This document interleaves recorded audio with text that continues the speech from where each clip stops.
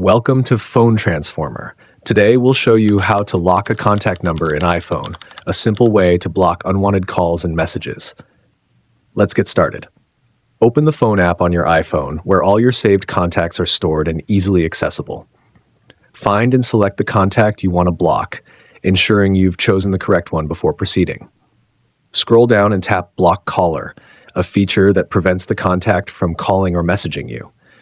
Confirm by tapping Block this caller, finalizing the action, and securing your privacy. Alternatively, you can block a number directly from the phone app's call history. Open the phone app and go to your call history, where recent calls are listed for quick access. From the number you want to block, tap on the eye icon next to the caller ID to view more options.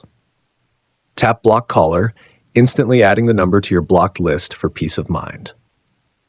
Thanks for watching, and don't forget to subscribe to Phone Transformer for more helpful tips.